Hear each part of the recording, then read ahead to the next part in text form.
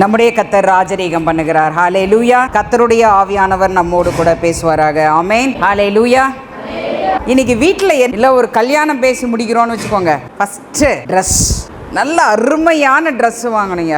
அதுவும் லேடிஸ் யோசிப்பாங்க, முன்ன பின்ன வேறு யாரும் இந்த மாதிரி கலர் வாங்கியிருக்கவே கூடாது, யாருக்கிட்டையும் இல்லாத டிசைனாக இருக்கணும். கடைக்காரன் சலிச்சு போயிடுவான், எல்லாத்தையும் இழுத்து போட்டுருவான், கடையில் இருக்கிற ஒட்டு மொத்தத்தையும் தூக்கி விரிச்சு போட்டுருவான். அப்பவும் சிலருக்கு அதுலேருந்து ஒன்று செலக்ட் பண்ண முடியாது, இன்னும் வித்தியாசமாக ஏதாச்சும் இருக்குமா அப்படின்னு கடையாக ஒரு ட்ரெஸ்ஸுக்கு ஏறி இறங்குவாங்க. வாழ்க்கையில் ஒரு நாள் போட போகிறோம், அந்த ஒரு ட்ரெஸ்ஸு சூப்பரான ட்ரெஸ்ஸாக இருக்கணுங்கிறதுக்காக என்னென்ன எஃபர்ட் போடுவோம்னு நினைக்கிறீங்க? எத்தனை மணி நேரமும் செலவழிக்க தயாராக இருப்போம், எவ்வளவு பணமும் செலவழிக்க தயாராக இருப்போம். இப்போ வேதத்தில் ஒரு வசனம் சொல்லுகிறது, ஏசாயா 61வது அதிகாரம் 10வது வசனம். கர்த்தருக்குள் பூரிப்பாய் மகிழுகிறேன், என் தேவனுக்குள் என் ஆத்துமா கழிகூர்ந்திருக்கிறது. மணவாளன் ஆபரணங்களினால் தன்னை அலங்கரித்து கொள்ளுகிறதற்கும் மணவாட்டி நகைகளினால் தன்னை சிங்காரித்து கொள்ளுகிறதற்கும் ஒப்பாக அவர் இரட்சிப்பின் வஸ்திரங்களை எனக்கு உடுத்தி நீதியின் சால்வையை எனக்கு தரித்தார். நம்ம ஆவி, ஆத்மா, சரீரம், அந்த திரித்துவமே கர்த்தருக்குள் ஒரு பூரண மகிழ்ச்சி அடைதான். அதை தான் அங்கே சொல்லப்பட்டிருக்கு, நான் கர்த்தருக்குள் பூரிப்பாய் மகிழுகிறேன். அந்த மகிழ்ச்சி எப்போ கிடைச்சிருக்கான்? இரட்சிப்பின் வஸ்திரத்தையும் நீதியின் சால்வையும் கர்த்தர்கிட்ட வாங்கி போட்டுக்கிட்டதுக்கு அப்புறம் தான் அந்த மகிழ்ச்சி கிடைச்சிருக்கான். இரட்சிப்பின் வஸ்திரம் கர்த்தர்கிட்ட இருந்து எனக்கு கிடைச்சிருச்சா, நீதியின் சால்வை எனக்கு கர்த்தர்கிட்ட கிடைச்சிருச்சு. இந்த சரீரத்தில் நிர்வாணம் காணப்படாதபடிக்கு நாம் வஸ்திரத்தை போட்டுக்கொள்ளுகிறோம். அதே போல நம்ம ஆத்துமா பரிசுத்த ஆத்துமாவாக ஜீவிக்கணும்னா பாவம் என்கின்ற நிர்வாணம் நம்மக்கிட்ட இருக்கக்கூடாது. அதனால தான் ஆண்டவர் சிலுவையிலே தன்னை ஒப்பு கொடுத்து நமக்கு ஒரு இரட்சிப்பின் வஸ்திரத்தை பெற்று கொடுத்திருக்கிறார். ஹல்லேலூயா. எல்லா முன்னோருடைய பாவங்கள், தலைமுறை சாபங்கள், நம்முடைய பாவங்கள், இவை எல்லாவற்றிலிருந்து நமக்கு பாவ மன்னிப்பை கொடுத்து பரமபிதாவுடைய பிள்ளைங்கிற ஒரு புத்திர ஸ்வீகாரத்தை கொடுத்து சுயாதீன பிரமாணத்திற்குள்ளவர்களாக நம்மளை ஆளாக்கி கர்த்தர் முதலாவது இந்த இரட்சிப்பின் வஸ்திரத்தை நமக்கு கொடுத்திருக்கிறார். இந்த உலகத்தின் அசுத்தங்களிலிருந்து மீட்கப்பட்டிருக்கிற நாம் மறுபடியும் அந்த அசுத்தங்களில் சிக்கிக்கொள்ள கூடாதபடிக்கு, நம்மளுடைய வஸ்திரத்தை மறுபடியும் கரையாக்கி கொள்ள கூடாதபடிக்கு இப்போ விசுவாசம் என்ற நீதியின் சால்வையும் அந்த வஸ்திரத்துக்கு மேலே கர்த்தர் போட்டிருக்கிறார். அதை குறித்து தான் நம்ம சந்தோஷப்படணும்னு வேதம் சொல்லுது. நாம் இன்னைக்கு கிறிஸ்தவ வாழ்க்கையில் எதை குறித்து முதல்ல சந்தோஷப்படுறோம்? யோசிச்சு பாருங்க. கர்த்தரை விசுவாசிக்க ஆரம்பிச்சிட்டோம், இந்த பூமியில் இருக்கிற ஒரு சில அடிப்படை நன்மைகள் நமக்கு கிடைச்சிருச்சு அப்படின்னா நம்ம என்ன பண்ணுறோம்? சந்தோஷப்பட ஆரம்பிச்சிடறோம். கரெக்டாக இருக்க இடம் கிடச்சிருச்சு, நான் போட்டுக்க நல்ல ட்ரெஸ்ஸு கிடச்சிருச்சு. ஒரு காலத்தில் சாப்பாட்டு கஷ்டப்பட்டிருந்தா இன்றைக்கி நல்ல விதவிதமாக சாப்பிட முடியுது, விதவிதமாக புதுசாக ட்ரெஸ்ஸு வாங்கி போட்டுக்க முடியுது. ஒரு கட்டத்தில் நம்ம குடிசையில் இருந்திருக்கலாம், இல்லை ஒரு ஓட்டு வீட்டில் இருந்திருக்கலாம், இன்றைக்கி ஒரு நிலத்தை வாங்கிட்டோம், ஒரு வீட்டை கட்டிட்டோம். இப்படிப்பட்ட காரியங்களில் இன்றைக்கு திருச்சபை மக்கள் மகிழ்ச்சி கொள்ள ஆரம்பித்து விட்டோம். இந்த பூமியிலே வாழ்வதற்கு சில தேவைகள் நம்முடைய வாழ்க்கையில் கிடைச்ச உடனே இன்றைக்கு கிறிஸ்தவ வாழ்க்கையில் நமக்கு ஒரு திருப்தியை அடைஞ்சு விடுறோம். உண்மையா இல்லையா? இந்த திருப்தி ஒரு மாம்சத்தில் கிடைக்கின்ற திருப்தி. ஆனால் கிறிஸ்தவ வாழ்க்கையில் ஒரு ஆத்துமாவில் எப்போ திருப்தி கிடைக்கும், ஆவியில் எப்போ திருப்தி கிடைக்கும்னா அவரிடத்திலிருந்து இந்த இரட்சிப்பின் வஸ்திரத்தையும் நீதியின் சால்வையும் பெறும் பொழுது தான். பழைய ஏற்பாட்டு காலத்தில் ராஜாவும் ஆசாரியரும் தனித்தனியாக இருந்தாங்க. ராஜாவுக்கு உரிய ஒரு சால்வை கொடுக்கப்பட்டிருந்தது, ஆசாரியனுக்கு ஒரு விதமான சால்வை கொடுக்கப்பட்டிருக்கிறது. நீதியின் சால்வை தான் அந்த ராஜா என்ற அழைப்புக்கு அவருடைய விசுவாசம் எப்படி இருக்க வேண்டும், அந்த விசுவாசத்தினாலே கர்த்தருடைய சித்தத்தை எப்படி நிறைவேற்ற வேண்டும் என்பதற்காக அந்த விசுவாசம் ஒரு ராஜாவுக்குள்ள இருந்து கிரியை செய்யும். இந்த ராஜா என்ன பண்ணணும்? நிறைய யுத்தங்களை நடப்பிக்கணும். எதிர்வருகின்ற சத்துருக்களிடத்திலிருந்து கர்த்தர் தனக்கு கொடுத்த ஜனங்களை எல்லாம் காப்பாற்றணும். அதற்கேற்றவாறு அந்த சால்வை அங்கு வேலை செய்யும். அதே போல ஒரு ஆசாரியனுக்கு கொடுக்கப்படுகிற நீதியின் சால்வைனா, அந்த ஆசாரியன் கர்த்தருக்காக எப்படி ஊழியம் செய்ய வேண்டும், அந்த தேவனுடைய ஜனங்களுடைய பாவ நிவாரணத்திற்கு என்ன எப்படி ஊழியம் செய்யணும், அவர்களுக்கு தேவனுடைய பிரமாணங்களை எப்படி கொடுக்க வேண்டும், அவர்களுடைய பக்தி விருத்திக்காக எப்படி பிரயாசப்பட வேண்டும், அதற்காக கொடுக்கப்படுகின்றது அவர்களுக்குரிய நீதியின் சால்வை. விசுவாசம் என்பது ஒவ்வொரு மனுஷருக்கும் கர்த்தர் அவங்களுக்கு என்ன அழைப்பு வச்சிருக்கிறார், என்ன ஊழியம் வச்சிருக்கிறாரோ அதற்கு ஏற்றார் போல் கிரியை செய்யும். சாமுவேல் இஸ்ரவேலின் தீர்க்கதரிசி. இந்த சவுல் தேவனால் தெரிந்து கொள்ளப்பட்ட ஒரு ராஜா, அபிஷேகம் பண்ணப்பட்ட ராஜா, கர்த்தருடைய வார்த்தை கீழ்ப்படியாமல் போகிறான். சாமுவேல் சொல்கிறான், கர்த்தர் உன்னை ராஜாவா இராதபடிக்கு உன்னை தள்ளிட்டாரு அப்படின்னு சொல்லும் பொழுது 1 சாமுவேல் 15வது அதிகாரம் 27வது வசனம், போகும்படி சாமுவேல் திரும்புகிற போது சவுல் அவன் சால்வையின் தொங்கலை பிடித்து கொண்டான், அது கிழிந்து போயிற்று. பழைய ஏற்பாட்டு காலத்தில் ஆசாரியத்துவத்தின் மேன்மை அதுதான். சமஸ்த இஸ்ரவேலின் ராஜாவாய் இருந்தால் கூட அந்த ராஜா ஒரு ஆசாரியரை தான் சார்ந்திருக்கு. எந்த ஒரு காரியத்தை குறித்தும் அவர்கள் விசாரிக்க வேண்டும் என்றால், தேவனிடத்தில் கேட்டு தெரிந்து கொள்ள வேண்டும் என்றால், அந்த ஆசாரியன் கிட்ட தான் ராஜா வருவார். ஃபார் எக்ஸாம்பிள், தாவீது ராஜாவை பார்த்தோன்னா அபியத்தார்ட்ட வந்துட்டு, எடுத்துட்டு வா, அந்த ஏபோத்தை எடுத்துக்கொண்டு வா, நான் யுத்தத்திற்கு போகணும், நம்ம கர்த்தர்கிட்ட விசாரிக்கணும், நான் போகலாமா வேண்டாமா, கர்த்தர் நம்மோடு இருப்பாரா, யார் முதல்ல யுத்தத்தை ஆரம்பிக்கணும், எப்படி ஆரம்பிக்கணும், எல்லா ஆலோசனைகளையும் பெற்றுக்கொள்வதற்கு ஒரு ராஜா யாரை தேடி வருவான் தெரியுங்களா? ஆசாரியன் இடத்தில். கர்த்தர் என்னை புறம்பாக்கிட்டாரு, என்னை விட்டுடாதீங்க, என்னை இந்த ஜனங்களுக்கு முன்பாக என்னை கனப்படுத்துங்க அப்படின்னு சொல்லிட்டு போயிட்டு அங்கே போய் சால்வை பிடிச்சி தொங்குறான், கிழிந்து போயிற்று. அப்படின்னா என்ன அர்த்தம்? ஆசாரியன் நீதியின் சால்வை பத்திரமா தான் சாமுவேல் கிட்ட இருக்கு, ஆனாலும் அந்த விசுவாசம், அந்த நீதி தேவனுடைய தீர்ப்புக்கு விரோதமாய் கிரியை செய்ய முடியாது. நம்முடைய விசுவாசம் தேவனுடைய தீர்ப்புக்கு மாறாக கிரியை செய்ய முடியாது. அதை முதல்ல நம்ம மனசில் வச்சுக்கணும். இன்றைக்கு தேவனுடைய ஜனங்கள் நம்ம கர்த்தர் மேலே விசுவாசம் வச்சிருக்கிறோம்னு சொல்லிட்டு எதை வேணுமானாலும் இஷ்டப்படி செஞ்சு விட முடியாது. ஆசாரியன்ற விசுவாசம் இருக்குதான், அவனோட சால்வை நல்லா தான் இருக்கு. அதனால இப்போ மறுபடியும் சவுல ராஜாவா அவனால நிலைநிறுத்த முடியுமா? முடியாது. விசுவாசங்கிற ஒரு வார்த்தையை வச்சுக்கிட்டு நிறைய தவறுகளை செய்வோம். நம்ம மனசு என்னென்ன காரியங்களை தீர்மானிக்குதோ அதுக்கெல்லாம் கர்த்தர் மேல வச்சிருக்கிற விசுவாசத்தை கையில எடுக்கிறோம், அந்த ஆயுதத்தை துணிகரமா எடுக்கிறோம். சத்தியத்திற்கு விரோதமான காரியங்களுக்கும் கர்த்தருடைய விசுவாசத்தை கையில் தவறாக எடுக்கிறோம். அதற்கு பெயர் விசுவாசம் இல்லை, அதற்கு பெயர் துணிகரம், அகங்காரம் என்று வேதத்தில் சொல்லும். கர்த்தர் இவனை 2வது வருஷமே கீழே தள்ளிட்டார், கீழ்ப்படியாமல் போன பொழுது. ஆனால் அவன் தொடர்ந்து கர்த்தர் தள்ளின பின்பும் கிட்டத்தட்ட 38 வருஷம் அவன் தொடர்ந்து ராஜாங்கிற பதவியில் அப்படியே உட்காந்துட்டு தான் இருக்கான். ஆனால் தேவனால் அபிஷேகம் பண்ணப்பட்ட தாவீதை என்ன பண்ணுறான்? கொலை செய்ய வகை தேடுகிறான். தாவீது இவனிடத்திலிருந்து உயிரை காப்பாற்றிக் கொள்ள ஓடிக்கொண்டு இருக்கிறான். அப்படி சில சந்தர்ப்பங்களில் இவன் சவுல் அவனிடத்தில் மாட்டுகிறான். தாவீது கூட இருக்கிறவங்களே சொல்கிறாங்க, நம்ம பேசாமல் என்ன பண்ணிடலாம், இவரை ஒரு வார்த்தை சொல்லுங்க, நாங்கள் இவனை கொண்டு போட்டுடுறோம் அப்படின்னு சொல்கிறாங்க. ஆனால் அவன் என்ன சொல்கிறான்? இல்லை, தேவனால் அபிஷேகம் பண்ணப்பட்டவர் மேலே நான் கை போடக்கூடாது அப்படின்னு சொல்லிட்டு 1 சாமுவேல் 24:4 தாவீதின் மனுஷர் அவனை நோக்கி, இதோ நான் உன் சத்துருவை உன் கையில் ஒப்பு கொடுப்பேன், உன் பார்வைக்கு நலமானபடி அவனுக்கு செய்வாயாக என்று கர்த்தர் உன்னோடே சொன்ன நாள் இதுதானே என்றார்கள். தாவீது எழுந்திருந்து போய் சவுலுடைய சால்வையின் தொங்கலை மெல்ல அறுத்து கொண்டான்.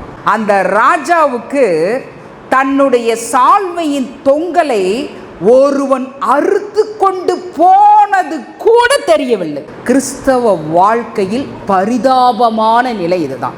நம்முடைய விசுவாசத்தை மட்டுப்படுத்தக்கூடிய காரியங்கள், நம்ம விசுவாசத்தை பயன்படுத்தி சத்தியத்தை மீறி செய்கின்ற காரியங்கள் தேவனுடைய சித்தத்தை மீறி செய்கின்ற காரியங்கள், நம்முடைய மாம்ச இச்சைகளுக்கு விட்டு கொடுத்து செய்கின்ற காரியங்கள், இப்படிப்பட்ட காரியங்களை எல்லாம் நம்ம செய்யும் பொழுது நம்ம எப்படியெல்லாம் தேவனிடத்திலிருந்து உன்னதமான ஆவிக்குரிய ஆசீர்வாதங்களையும் இந்த வஸ்திரங்களையும் பெற்றுக்கொண்டோமோ, இதை நாம் இழந்து போவதே நமக்கு தெரியாத நிலை. ஒரு காலகட்டத்தில் நம்ம கிறிஸ்துவுக்குள் ரொம்ப வைராக்கியமாக இருந்திருக்கலாம், அவரிடத்தில் மிகுந்த அன்பு கூர்ந்தவர்களாக இருந்திருக்கலாம், சத்தியத்தை விட்டு வலதுபுறம் இடதுபுறம் சாயாதவர்களாக நாம் இருந்திருக்கலாம். ஆனால் காலம் செல்ல செல்ல இந்த விசுவாசம் எந்த பாதையை எடுக்கிறது? தொடர்ந்து கர்த்தருடைய பாதையில் போயிட்டு இருக்கிறோமா, அல்ல அப்படியே ட்ராக் மாறி இந்த உலகத்தின் பாதையில் போக ஆரம்பிச்சிட்டோமா?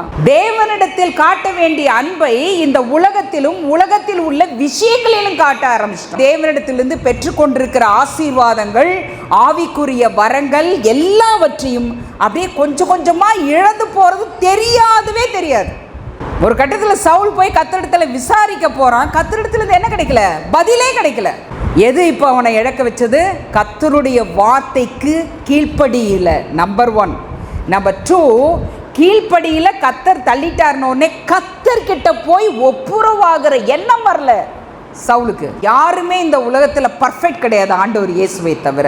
ஆனால் நம்மிடத்தில் குற்றங்கள் குறைகளை கர்த்தர் உணர்த்தும் பொழுது நாம் தேவனுடைய பாதத்தில் போய் விழுந்து அவரை போய் அண்டிக் கொள்ள பார்க்கணுமே தவிர, என்ன தூக்கி விடுன்னு சொல்லிட்டு மனுஷங்க கிட்ட போய் நம்ம நிற்கக்கூடாது. உன்னதமான ஆசீர்வாதங்களை தேவனிடத்திலிருந்து பெற்றுக்கொண்டவைகளை ஒருபோதும் நாம் இழந்து விடக்கூடாது. அப்படி இழப்பதற்கு ஏதுவான காரியங்களை செய்வதற்கு நம்முடைய இருதயம் துணிகரம் கொள்ளக்கூடாது. ஆண்டவர் பாருங்க, ஒரு காரியத்தை, ஒரு ஆசீர்வாதத்தை நமக்கு கொடுக்கிறார், ஒரு நீதியின் சால்வையை கொடுக்கிறார். அநேக சமயங்களில் நம்முடைய விசுவாசம் அப்படியே ஒரு லேசாக இந்த உலகத்தில் ஆட்டம் காணும். என்ன, நிறைய விஷயங்கள் நாம் ஒன்று நினைப்போம், அதுக்கு மாறாக சில விஷயங்கள் நம்ம வாழ்க்கையில் நடக்கும். ஒவ்வொருத்தருடைய வாழ்க்கையிலும் விஷயங்கள் மாறும். நம்ம நினையாத வேலையில் திடீர்னு வாழ்க்கையில் ஒரு பெருங்காற்று அடிக்கும், ஒரு பெரிய அலை வரும், பெரிய சுனாமி மாதிரி வந்து நிறைய மோதும். அந்த சமயத்தில் நம்முடைய விசுவாசம் குறையக்கூடாதபடிக்கு நம்ம பார்த்துக்கொள்ளணும். ஆனால் கர்த்தர் நம்ம மேலே வச்சிருக்கிற அன்பு பாருங்க, அப்படி நாம் தவிக்கும் பொழுது கூட கர்த்தர் நம்மை கைவிடுகிற தெய்வம் அல்ல. ஹல்லேலூயா. எலியா ஏசபேலுடைய வார்த்தையை காதுல கேட்ட வனாந்தரத்தில் போயிட்டு சூறை செடிக்கிட்ட போய் படுத்துட்டு இப்போ என்ன சொல்றாரு? ஆண்டவர்கிட்ட என்ன ஜெபம் பண்றாரு? நான் சாக வேண்டும், இந்த பூமியில் நான் வாழ்ந்தது போதும், என்னை உங்ககிட்ட எடுத்துக்கோங்க, உங்ககிட்ட நான் வர ஆசைப்படுறேன். அந்த ஆசை தப்பு இல்லை, நம்ம எல்லாருடைய ஆசையும் ஒன்று தான். ஆனால் அந்த ஆசை நிறைவேறுவதற்கு முன்னதாக எங்கள் அப்பா ஒரு ஆசை என்ன குறித்து வச்சிருக்கிறாரு? இந்த பூமியில் எந்தெந்த ஆத்துமா ரட்சிப்புக்கு எதுவாக என்னை கொண்டு நடத்தப்பட வேண்டும், நான் யார் யாருக்கு இந்த பூமியில் ஆசீர்வாதமாக இருக்கணும், நான் யார் யாருக்கு சுவிசேஷம் சொல்லணும், யார் யாருடைய கரைதிரையான வஸ்திரத்தை எல்லாம் நான் ரட்சிப்பின் வஸ்திரமாக நான் மாற்றணும் அப்படின்னு எங்கள் அப்பா என்ன கொண்டு ஒரு ஆசை வச்சிருக்கிறாரே. இந்த ஆசையை நான் நிறைவேற்றிட்டு போகும் பொழுது அந்த ஆசை நிறைவேறும். எவ்வளவு அருமையான ஆண்டவர்னா, முதல்ல கர்த்தர் நம்மளை கொஞ்சம் அப்படியே நம்ம ட்ராக்ல விடுறாரு. எலியா, ரைட், சரி எலியா கொஞ்சம் தூங்கு, ரெஸ்ட். அடுத்தது என்ன பண்றாரு? தேவ தூதன் அனுப்பிச்சு அவனுக்கு நல்ல சாப்பாடு கொடுக்கிறது, அவனை பெலன் கொள்ள செய்கிறார். ஓரேபுக்கு போறான், கண்மலைகளை பிளக்கக்கூடிய அளவுக்கு பெருங்காற்று. 2வது பயங்கரமான பூமி அதிர்ச்சி. 3வது அக்கினி. அந்த 3லும் கர்த்தர் இருக்கவில்லை. கர்த்தர் தன்னுடைய வல்லமை எப்படிப்பட்டதுங்கிறத அவனுக்கு வெளிப்படுத்துறார். அதற்கப்புறம் ஒரு அமர்ந்த மெல்லிய சத்தம். கர்த்தர் அவனை சரி பண்ணணும். தான் அந்த எலியாவை கொண்டு இன்னும் என்னென்ன செய்யணும்னு நினைக்கிறோமோ அதையெல்லாம் அந்த எலியா செய்யணும்ன்ற ஆசை கர்த்தருக்கு இருக்கு. அதை செய்ய வைக்கும்படியாக அவனை உற்சாகப்படுத்தணும். ஆனா அதுக்காக அவர் என்ன பண்ணல? போர்ஸா பேசல பாருங்க. கர்த்தர் அமர்ந்த மெல்லிய சத்தம் உண்டாயிற்று. இதுதாங்க ஆண்டவருடைய அன்பு. இன்னைக்கு நம்மளை சுற்றி, நம்ம குடும்பத்தில் இருக்கட்டும், நம்மளுடைய உற்றார் உறவினர் இருக்கட்டும், சபை மக்கள் இருக்கட்டும், ஒருத்தர்கிட்ட ஒரு குறை இருக்குது அப்படின்னா அந்த குறையை சரி செய்ய நம்ம எப்படிப்பட்ட வழியை கையாளுகிறோம்? காட்டமாக நம்ம நடந்துக்கிறோம். மாம்சத்தில் கட்டாமுட்டான் வார்த்தைகளை விடுவோம். நம்ம ஆஃப்டர் ஆல் மனுஷங்க தான். ஆனால் சர்வ வல்லமையுள்ள தேவன் தன்னால் சிருஷ்டிக்கப்பட்ட ஒரு மனுஷனிடத்தில் அவனுடைய விசுவாசத்தை சரி செய்வதற்காக அமர்ந்த மெல்லிய சத்தத்தில் பேசுகிறார். இதுதாங்க தேவனுடைய சுபாவம், இதுதான் ஆண்டவருடைய சுபாவம். நாம் ஒருத்தரை சரி செய்கிறதுக்கு எப்படி நடந்துக்கிறோம் சொல்லுங்கள்? வீட்டில் சரி, இன்றைக்கி அநேக உறவுகளுக்குள்ள பிரச்சனை வருது. என்ன விஷயம்? காரணம் என்ன? குறைகள் இல்லாதவர்கள். நம்மக்கிட்ட ஒரு விஷயத்தில் குறை இருக்கும், கணவன்கிட்ட ஒரு விஷயத்தில் குறை இருக்கலாம், மனைவிக்கிட்ட ஒரு விஷயத்தில் குறை இருக்கலாம், பிள்ளைகளிடத்தில் ஒரு விஷயத்தில் குறை இருக்கலாம், சகோதரிகள்கிட்ட வேறு விஷயங்களில் குறை இருக்கலாம். ஆனால் அந்த குறைகளை நான் சரி செய்வதற்கு நான் எப்படி நடந்து கொள்ளுகிறேன்? சாந்த குணத்தோட, பொறுமையோட, மன்னிக்கிறதில் அவர் தயை பெருத்த தேவன், அப்படி மன்னிக்கிற சுபாவத்தோட இறங்கி போய் தேவன் ஒவ்வொருவருடைய குறைகளையும் நிவர்த்தி செய்கிறாரே, அப்படி போய் அப்படி இறங்கி மனத்தாழ்மையோடு தேடி போய் ஒருவரை தேற்ற முடிகிறதா? நாம் என்ன நினைக்கிறோம் அப்படின்னா, கொலை செய்கிறோம் பாவி, கொள்ளடிக்கிறோம் பாவி, உபச்சாரம் செய்கிறோம் பாவி, இப்படி தான் பாவம்னா நம்ம இப்படிப்பட்டு தான் நினச்சிட்டு இருக்கிறோம். ஆனால் நம்ம இவை எல்லாவற்றை விட நம்ம வார்த்தையினால் செய்கிறோமே பாவம், இது இன்னும் மகாபயங்கரமான பாவம். ஆனால் ஆண்டவர் சொல்லியிருக்கிறார், வார்த்தையினால் தான் நீ குற்றவாளி என்றும் நீதிமான் என்றும் தீர்க்கப்படுவாய். முதல்ல அந்த தெய்வத்தின் சுபாவம் நம்மக்கிட்ட இருக்குதுன்னா தான் நீதியின் சால்வை நம்மக்கிட்ட இருக்குதுன்னு அர்த்தம். நம்முடைய கனிகளினாலேயே நம்மளை வைத்து அறிந்து கொள்ள. நான் எப்படி நடந்துக்கிறேன், நான் எப்படி பேசுகிறேன், என்னை நான் சிலுவையில் அரைஞ்சிருக்கிறேன்னா நீதியின் சால்வை என்கிட்ட இருந்தால் அறைய முடியும். ஒவ்வொரு சூழ்நிலையிலையும் ஒவ்வொரு பிரச்சனையிலையும் நம்மளை அடிக்கணும் அப்படின்னா நம்ம சால்வை நல்லா ஸ்ட்ராங்காக இருக்கும். நம்மக்கிட்ட ஒரு நீதியின் சால்வை இருந்தால் இந்த பூமியில் என்ன தான் கிடைக்கிறதா இருந்தாலும் சரி, எதற்காகவும் நம்ம கர்த்தரை விட்டு கொடுக்க மாட்டாங்க, கர்த்தர் கொடுத்தவர்களையும் விட்டு கொடுக்க மாட்டோம். ஆண்டவர் இயேசு தன்னுடைய சீஷர்கள் தவறு செய்யும் பொழுது அந்த சீஷர்களை கண்டிப்பார். பேதுரு சொல்கிறார் ஆண்டவர் இயேசு கிட்ட, உமக்கு இது நடக்கக்கூடாது அப்படின்னு சொன்னவொன்னே, அப்பாலே போ சாத்தானே, நீ தேவனுக்கு ஏற்றவைகளை சிந்தியாமல் மனுஷனுக்கு ஏற்றவைகளை சிந்திக்கிறான்னு உடனே அவர் கடிச்சு கொள்கிறார். அப்புறம் இன்னொரு சிச்சுவேஷனில் பார்த்தோன்னா சீஷர்கள் வந்து சொல்கிறாங்க, நாங்கள் போனோம், உம்மால் அனுப்பப்பட்டு போனோம், நாங்கள் எல்லாம் பிசாசெல்லாம் துரத்தோம், அற்புதங்களை செஞ்சோம், அடையாளங்களை செஞ்சோம், ஆனால் எங்களோடு கூட இராத சிலரும் என்ன பண்ணாங்க, உம்முடைய நாமத்தினாலே பிசாசுகளை துரத்துறதெல்லாம் கண்டோம், நான் அவர்களை தடுத்தோம் அப்படின்னு சொல்கிறாங்க. உடனே ஆண்டவர் அவங்களை கரெக்ட் பண்ணுறாரு. ஏன் தடுத்தீங்க?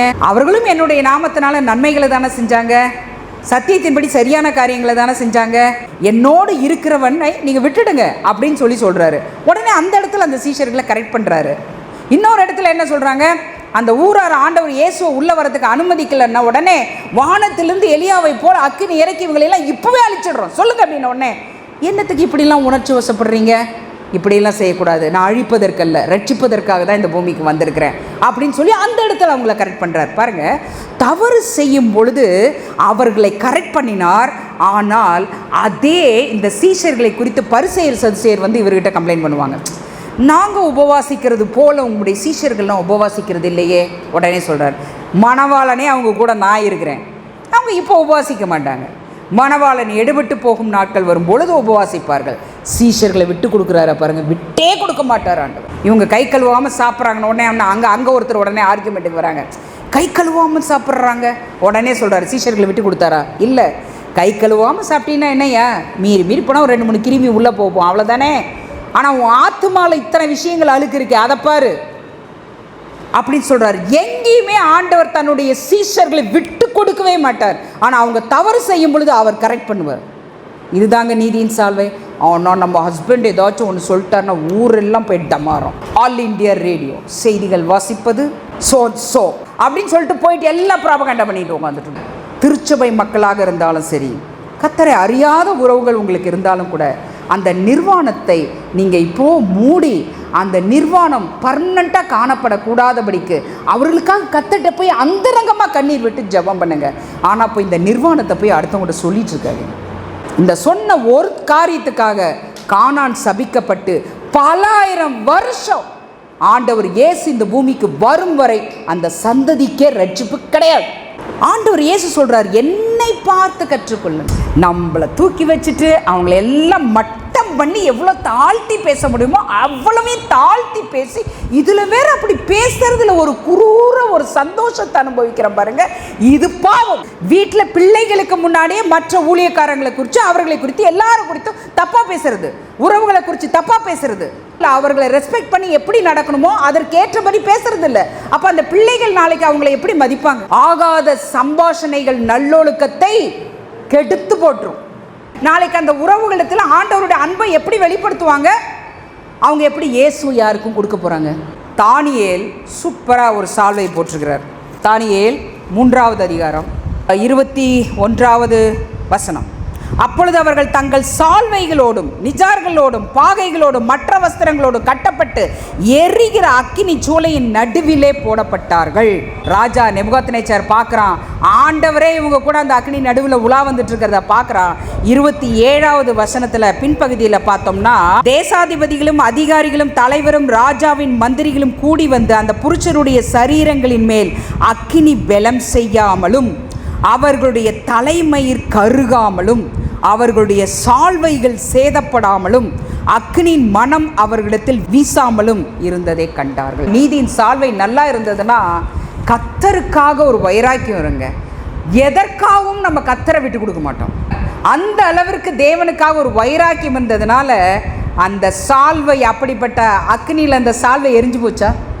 இப்போ நெருப்பில் ஒரு துணி போட்டால் எரியுமா எரியாதா? இப்போ தானியேலையும் அவனுடைய ஃப்ரெண்ட்ஸையும் எதுக்கு அக்கினியில் போடுறாங்க? அவர்களை அழிப்பதற்காக. அப்போ நம்ம ஒன்று மனசில் வச்சுக்கணும், நம்மளை நரகத்திற்கு ஏதுவாக கொண்டு செல்லக்கூடிய பாவ அக்கினியின் மனம் நம்முடைய நீதியின் சால்வையின் மீது வீசக்கூடாதபடிக்கு, நம்முடைய வாழ்க்கையில் வீசக்கூடாதபடிக்கு நாம் மிகவும் எச்சரிக்கை உள்ளவர்களாக இருக்க வேண்டும். ஹல்லேலூயா. கணவனுக்கு, மனைவிக்கு, பிள்ளைகளுக்கு, நம்மோடு இருக்கிற திருச்சபை மக்களுக்கு, அயலாகத்தாருக்கு நம்ம பேசுகிற ஒவ்வொரு வார்த்தைகள் மூலமாக, நாம் அவர்களுக்கு செய்கின்ற நன்மைகள் மூலமாக, ஆண்டவர் இயேசுவை நான் கொடுக்குறேன்னா, இதெல்லாம் நான் செஞ்சிட்டு இருக்கிறேன்னா என்கிட்ட நீதியின் சால்வை இருக்குன்னு அர்த்தம். இல்லைன்னா இன்னும் அதை ஆண்டவர்கிட்ட வந்து இன்னும் வாங்கலைன்னு அர்த்தம். பழைய ஏற்பாட்டு காலத்தில் பார்த்தோம் அப்படின்னா தாவீது மட்டும்தான் ராஜாவும் ஆசாரியனுமா இருந்தார். மற்றவங்க எல்லாம் ராஜா தனி, ஆசாரியன் தனி. ஆனால் புதிய ஏற்பாட்டு காலத்தில் ஆண்டவர் இயேசுவின் இரத்தத்தினால் மீட்கப்பட்ட நாம் அனைவரும் ராஜாக்களும் ஆசாரியர்களுமாக இன்றைக்கு அழைக்கப்பட்டிருக்கிறோம். நமக்கு கிடைத்திருக்கிற ஆசீர்வாதம், ரெட்டிப்பான ஆசீர்வாதம். இந்த சால்வையை வைத்து கொண்டு இன்றைக்கு அவரை தெரியாதவர்களாக இருக்கலாம். தெரிந்தும் நல்ல ஆழமான சத்தியத்தை தெரியாத தேவனுடைய திருச்சபை மக்கள் இன்றைக்கு எவ்வளவோ பேர். அப்படிப்பட்ட மக்களை நாம் பார்க்கும் பொழுது நாம் செய்ய வேண்டிய காரியம், நம்முடைய சால்வையை அவர்கள் மீது போட்டு இந்த விசுவாசத்திற்குள் அவர்களை கொண்டு வர வேண்டும். ஹல்லேலூயா. பாருங்க, எலியா கிட்ட ஆண்டவர் சொல்றார், நீ போய் உன்னுடைய ஸ்தானத்தில் எலிசாவை நீ அபிஷேகம் பண்ணு அப்படின்னு சொல்றாரு. 1 ராஜாக்கள் 19வது அதிகாரம் 19வது வசனம். அப்படியே அவன் அவ்விடம் விட்டு புறப்பட்டு போய் 12 ஏர் பூட்டி உழுத சாப்பாத்தின் குமாரனாக எலிசாவை கண்டான். அவன் 12ஆம் ஏரை ஓட்டி கொண்டிருந்தான். எலியா அவன் இருக்கும் இடம் மட்டும் போய் அவன் மேல் தன் சால்வையை போட்டான். இந்த சால்வை நமக்கு மட்டும் வச்சுக்கிட்டு இருக்கிறதுக்கு இல்லை, கர்த்தர் யாரையெல்லாம் காண்பிக்கிறாரு அவங்க மேலே போய் இந்த சால்வையை போடுங்க. அதற்காக தான் நம்ம வாங்கியிருக்கிறோம். ஒவ்வொன்றையும் கர்த்தர்கிட்டேருந்து வாங்கிட்டே இருக்கிறோமே தவிர, ஏன் ஆண்டவர்கிட்டேருந்து இதை வாங்கியிருக்கிறேங்கிறத நம்ம உணராமையே நம்ம வாழ்ந்துட்டு போனோம் அப்படின்னா பரலோகத்தை சுதந்திரிக்க முடியாது. எலியா கிட்ட கர்த்தர் சொன்ன இடம் ஓரேப். இப்போ எலியா போயிட்டு யாரையாச்சும் போய் அனுப்பிச்சியப்பா, அந்த ஊரில் எலிசான்னு ஒருத்தர் இருக்காராம், சாப்பாத்தின் குமாரன் எலிசா இருக்காராம், நான் எலியா இந்த இடத்துல இருக்கிறேன்னு சொல்லிட்டு போய் அவங்கள என்கிட்ட வந்து பார்க்க சொல்லுங்க அப்படின்னு சொன்னாரா? எலிசா எங்கே ஏர் ஓட்டிட்டு இருக்கானோ அந்த இடத்துக்கு எலியா இவனை தேடி போய் அவன் மேல் தன்னுடைய விசுவாசத்தின் சால்வையை போடுகிறான். இந்த சுபாவம் இருக்கா? இந்த எண்ணம் முதல்ல இருக்கா? மனம் மேட்டிமை இல்லை, அகங்காரம் இல்லை. கர்த்தரே என்கிட்ட வந்து மெல்லிய சத்தத்தில் என்கிட்ட பேசுகிறாருப்பா, நான் பெரிய ஆள் அப்படிலாம் எலியா நினைக்கல. எலியா எலிசா இருக்கிற இடத்த தேடி போனார். நான் பெற்றுக்கொண்டிருக்கிற விசுவாசத்தின் சால்வையை அவர்களும் பெற வேண்டும் என்பதற்காக எத்தனை பேரை அவர்கள் இருக்கிற இடத்திற்கு தேடி போய் நாம் தேவனுடைய வார்த்தையை கொடுத்தது உண்டு, ஆண்டவர் இயேசுவை கொடுத்தது உண்டு. யோசிச்சு பாருங்க. போய் போட்ட உடனே அங்கே இம்மீடியட்டாக இன்ஸ்டண்ட்டாக மாற்றம் நடக்குது பாருங்க. எலிசா உடனே இப்போ என்ன பண்ணுறான்? எல்லாத்தையும் உடனே அவன் சொல்கிறான் பாருங்க. அப்பொழுது அவன் மாடுகளை விட்டு எலியாவின் பிறகே ஓடி, நான் என் தகப்பனையும் என் தாயையும் முத்தம் செய்ய உத்தரவு கொடும், அதற்கு பின் உண்மை பின்தொடர்வேன் என்றான். போய் திரும்பி வா, நான் உனக்கு செய்ததை நினைத்துக்கொள் அப்படின்னு சொல்லிட்டு அவன் வந்துட்டான். அவ்வளோதான். எலிசா என்ன பண்ணுறான் பாருங்க, இவனை விட்டு போய் ஒரு ஏர் மாடுகளை பிடித்து அடித்து ஏரின் மரமுட்டுகளினாலே அவைகளின் இறைச்சியை சமைத்து ஜனங்களுக்கு கொடுத்தான். அவர்கள் சாப்பிட்ட பிற்பாடு அவன் எழுந்து எலியாவுக்கு பின் சென்று அவனுக்கு ஊழியம் செய்தான். வாழ்க்கையில் கர்த்தருக்கு பின்னாடி போகணுன்னா இப்படி தாங்க முடிவெடுக்கணும். பாருங்கள், பேதுருவுக்கும் எலிசாவுக்கும் ஒரு வித்தியாசம். பேதுரு ஆண்டவர் இயேசு கூப்பிட்ட உடனே என்ன பண்ணிட்டான், அந்த வலையை விட்டுட்டு படவையும் விட்டுட்டு போனான். ஆண்டவர் எடுத்துக்கொள்ளப்பட்ட உடனே இப்போ மறுபடியும் அவனுக்கு என்ன எண்ணம் வருது, மறுபடியும் வலையை எடுத்துட்டு மீன் பிடிக்க போகலான்னு தான் தோணுது அவனுக்கு, புரியுதா? ஆனால் எலிசா பாருங்க, எதையாச்சும் இங்கே விட்டுட்டு போனால் தான் மறுபடியும் அதை பற்றி எனக்கு யோசனையே வரும். ஆண்டவரை குறித்து ஒரு யோசனை தவிர வேறு எந்த யோசனையும் எனக்கு வரக்கூடாதுன்னா, அப்படிப்பட்ட யோசனையை கொடுக்கக்கூடிய விஷயங்களே நான் விட்டு விடக்கூடாதுன்னு சொல்லிட்டு எந்த ஏரை ஓட்டிட்டு இருந்தானோ அந்த மரத்தை எல்லாம் உடைச்சி, எந்த மாட்டை வச்சு ஓட்டினானோ அந்த மாட்டை எல்லாம் வெட்டி சமைச்சு எல்லாத்துக்கும் போட்டுட்டு எல்லாமே ஜீரோ பண்ணிட்டு வந்துட்டான். ஹல்லேலூயா. இதுதான் நீதியின் சால்வை. எலியா கூட இருந்து எல்லாத்தையும் கற்றுக்கிறான், நல்ல ட்ரைனிங் வந்துருச்சு. இப்போ கத்தட்ட கேட்குறான், எனக்கு ரெட்டிப்பான வரம் வேணும். ஆவிக்குரிய விஷயங்களில் நம்ம ஆசை இருக்கா, இல்லை இந்த உலக பிரகாரமான விஷயங்களில் நம்ம ஆசை இருக்கா? இப்படிதான். ஆனால் அந்த பிசாசு நம்மளை ட்ராக் மாற்ற எல்லா முயற்சியும் பண்ணுவான். ஏன்னா நான் வருத்தத்தோடு சொல்கிறேன், ஒரு காலகட்டத்தில் நான் கர்த்தரை அறியாமல் இருந்த பருவத்தில் ஒரு டைமில் நான் சாவை தேடி ஓடின நாட்கள் உண்டு. ஆனால் கர்த்தர் என்னோடய வாழ்க்கையில் இடைப்பட்ட பொழுது, அந்த ஆரம்ப நாட்களில் சில சுவிசேஷர்களுடைய பாடல்களை கேட்கும் பொழுது என்னோடய ஆத்மா அப்படியே மெல்ட்டாகி ஓடுறதை நான் என்னால் உணர்ந்திருக்கேன். சில சுவிசேஷர்களுடைய வார்த்தைகளை கேட்கும் பொழுது அந்த வார்த்தைகள் அப்படியே என்னோடய ஆத்மாவை ஊடுருவி அப்படி கிழிச்சுக்கிட்டு போகிறத நான் உணர்ந்திருக்கிறேன். ஆனால் நாளடைவில் அதே சுவிசேஷகர்கள் ஆண்டவருடைய நாமத்தை தவறான காரியங்களுக்கு பயன்படுத்தி கொண்டு பொருளாசைக்கு சாய்ந்ததையும் பார்த்து வேதனைப்பட்டிருக்கிறேன். பிசாசு நம்முடைய நீதியின் சால்வையெல்லாம் தொங்கலையெல்லாம் கிழிச்சிக்கிறதுக்கு என்னென்ன வேலை செய்யணுமோ அவ்வளோ வேலையும் செய்வான். ரொம்ப ஜாக்கிரதை உள்ளவர்களாக நம்ம இருக்கணும். இப்போ எலியா சொல்கிறான், நான் கர்த்தரிடத்தில் எடுத்துக்கொள்ளப்படுவதை நீ கண்டாயானால் உனக்கு அது கிடைக்கும் அப்படின்னு சொல்கிறான். இப்போது அந்த டைமில் சுழல் காற்று வருது, அக்கினியும் மயமான ரதங்களும் குதிரைகளும் வந்து எலிசாவையும் எலியாவையும் பிரிக்குது. நம்முடைய பார்வையெல்லாம் எங்கே போகும், அந்த காற்று மேலே போகும், ரதம் மேலே போகும், குதிரை மேலே போகும். ஆனால் எலிசா உறுதியாக எலியாவை மட்டும்தான் பார்த்துட்டு இருக்கிறான். வாழ்க்கையில் என்னைக்கும் ஆவிக்குரிய வளர்ச்சியில் உயர போகிறவங்கள பாருங்கள், பூமிக்குரிய வளர்ச்சியில் உயர போகிறவங்கள தயவு செஞ்சு பார்க்க. திருச்சபை மக்களாக இருந்தாலும் பார்க்காதீங்க, யாராக இருந்தாலும் பார்க்காதீங்க. அநேகர் திசை தப்பி போகிறதை கர்த்தர் ஒவ்வொரு முறையும் எனக்கு காட்டி கொடுத்து சொல்லி கொடுத்த பாடம் இது. அந்த சால்வை கீழே விழுது, சால்வை எடுத்துக்கொண்டான், அதே யோர்தானில் அடிக்கிறான். எலியா வந்தபோது அடித்த பொழுது எப்படி பிளந்ததோ அதே மாதிரி இப்பொழுதும் பிளக்கிறது. அவனை பார்த்த மாத்திரத்தில் தீர்க்கதரிசிகளின் புத்திர தெரிஞ்சுக்கிட்டாங்க. எலியாவுடைய வல்லமை, அந்த வரங்கள், ஆவியின் வரங்கள் எலிசாவிடத்தில் வந்திருக்கிறது என்பதை பார்த்த மாத்திரத்தில் தெரிந்து கொண்டார்கள். இதுதான் நீதியின் சால்வை. ஆனால் அதே இந்த எலிசா கிட்ட ஒரு கேயாசி வந்தானே, இந்த கேயாசியோட ஆசை எந்த பக்கம் போச்சு, நீதியின் சால்வை மேலே போகல, நாகமானுடைய வஸ்திரத்தின் மேலே தான் வந்தது. பாருங்க, ஒரு புறஜாதியான் இந்த உலக பிரகாரமான வஸ்திரத்தை போட்டுக்கிட்டு எலிசா சொன்ன வார்த்தைக்கு கீழ்ப்படிஞ்சு தன்னுடைய சரீரத்திலையும் சுகத்தை வாங்கி கொண்டு அவன் ரட்சிப்பின் வஸ்திரத்தை வாங்கிட்டு அவன் நாட்டுக்கு போயிட்டான். அந்த சீரியா தேசமே கர்த்தரை தெரிந்து கொள்ளுகிறது. ஆனால் இப்போ இந்த கேயாசி கூட இருக்கிறானே, எலிசா ஆசைப்பட்டது போல ஆவிக்குரிய விஷயங்களை ஆசைப்பட்டிருந்தானா இவன் இன்னும் ரெட்டிப்பாக வாங்கியிருக்கலாமா? ஆனால் இவன் என்ன பண்ணான், அழிந்து போகின்ற வஸ்திரங்களுக்கு ஆசைப்பட்டுட்டு போயிட்டு அதற்கு யாருடைய நாமத்தை கையில் எடுக்கிறான், கர்த்தருடைய நாமத்தை கையில் எடுக்கிறான். தயவு செஞ்சு ஜாக்கிரதையா இருங்க. கர்த்தருடைய இவன் கிட்ட போய் பின்னாடி போய் நான் ஏதாகிலும் வாங்கியே தீருவேன் என்று கர்த்தருடைய ஜீவனை கொண்டு சொல்லுகிறேன்கிறான். போயிட்டு இப்போ தன்னுடைய எஜமான் பேர்லேயே போய் சொல்கிறான், தீர்க்கதரிசிகள் புத்திரர் வந்திருக்காங்க, அவங்களுக்கு மாற்று வஸ்திரங்கள் வேணும்னு எல்லாம் வாங்கிட்டு வந்துட்டு எஜமான்கிட்டையும் போய் சொல்கிறான். அப்போ எலிசா கேட்குறான், இதையெல்லாம் வாங்குவதற்கு இது காலமா? நம்முடைய ஆத்துமா ரட்சிக்கப்படணும், நமக்கு கொடுத்தவர்களுடைய ஆத்துமா ரட்சிக்கப்படணும். அதற்காக நான் கண்ணீர் விட்டு கதறி அழுது ஜெபம் பண்ணி நம்ம கிறிஸ்துவுக்குள் மறுரூபப்படலைன்னா, இந்த கிருபையின் காலத்திற்குள் நம்ம மறுரூபப்படலைன்னா, அவருடைய சாயலில் நம்ம பூரணம் அடையலைன்னா, ஒரு இமைப்பொழுது அவருடைய வருகையின் போது எடுத்துக்கொள்ளப்படுவதற்கு வாய்ப்பே இல்லை. இப்போ நம்முடைய எண்ணம் எல்லாம் அதை பற்றி தான் இருக்கணும், நம்முடைய பிரயாசம் எல்லாம் அதை பற்றி தான் இருக்கணும், மற்ற விஷயங்களை பற்றி இருக்கக்கூடாது. ஆனால் பிசாசு திசை திருப்புவான். நாம் கர்த்தர்கிட்ட மாய்மாலம் பண்ண முடியாது. உலகத்தில் அத்தனை பேர்கிட்டையும் நம்மளால் மாய்மாலம் பண்ண முடியும்.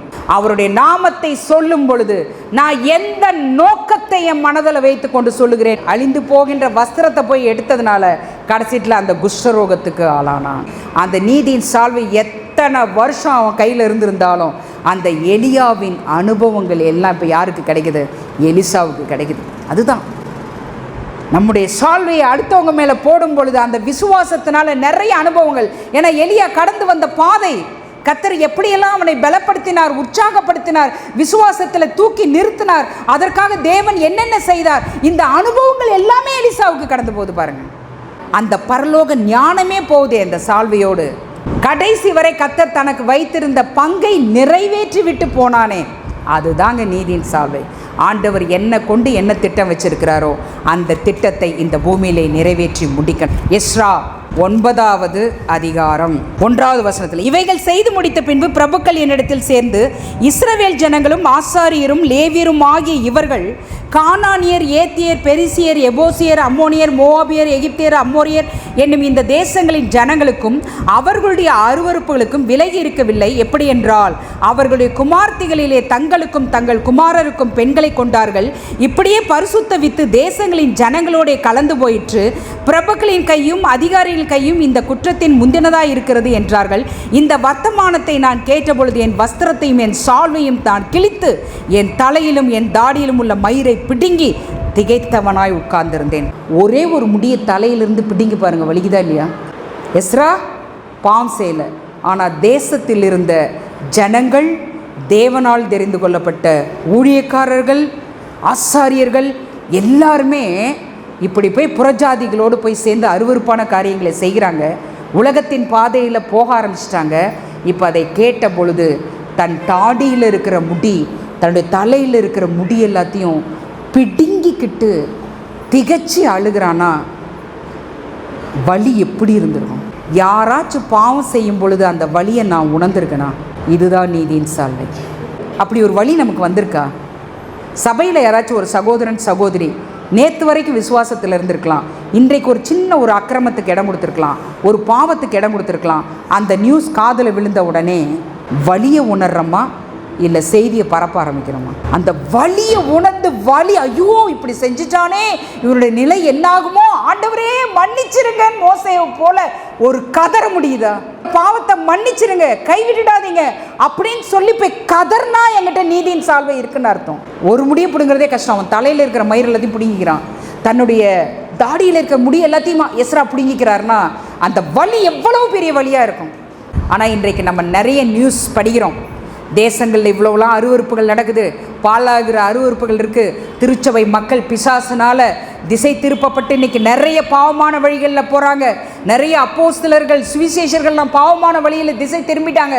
வேதத்தில் பாருங்கள், இன்றைக்கு ஆசாரியர்கள் லேவியர்கள் எல்லாம் பரிசுத்த வித்து அசுத்தத்தோடு கலக்க ஆரம்பிச்சிட்டு இப்போவும் கலந்து கொண்டு இருக்கிறது நம்ம கண்களினால் பார்க்குறோம், காதால் கேட்குறோம்.